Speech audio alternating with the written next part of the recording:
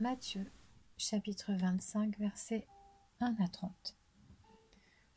Alors le royaume des cieux ressemblera à 10 jeunes filles qui ont pris leurs lampes pour aller à la rencontre du marié. 5 d'entre elles étaient folles, et 5 étaient sages. Celles qui étaient folles ne prirent pas d'huile avec elles, en emportant leurs lampes, tandis que les sages prirent avec leurs lampes de l'huile dans des vases. Comme le marié tardait, toutes s'assoupirent et s'endormirent. Au milieu de la nuit, on cria « Voici le marié, allez à sa rencontre !» Alors toutes ces jeunes filles se réveillèrent et préparèrent leurs lampes. Les folles dirent aux sages « Donnez-nous de votre huile, car nos lampes s'éteignent. » Les sages répondirent « Non, il n'y en aurait pas assez pour nous et pour vous. Allez plutôt chez ceux qui en vendent et achetez-en pour vous. » Pendant qu'elles allaient en acheter, le marié arriva. Celles qui étaient prêtes entrèrent avec lui dans la salle des noces, et la porte fut fermée. Plus tard, les autres jeunes filles vinrent et dirent « Seigneur, Seigneur, ouvre-nous !» Mais il répondit « Je vous le dis en vérité, je ne vous connais pas. Restez donc vigilants, puisque vous ne savez ni le jour, ni l'heure où le Fils de l'homme viendra. Ce sera en effet pareil au cas d'un homme qui, partant pour un voyage, appela ses serviteurs et leur remit ses biens. Il donna 5 sacs d'argent à l'un, 2 à l'autre et 1 au troisième, à chacun selon sa capacité.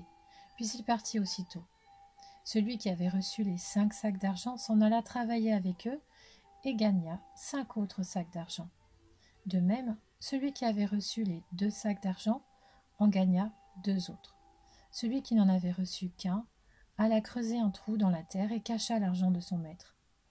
Longtemps après, le maître de ses serviteurs revinrent et leur fit rendre des comptes.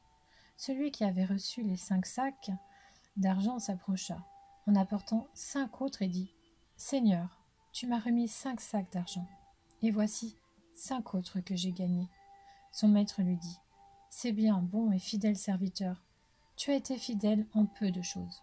Je te confierai beaucoup.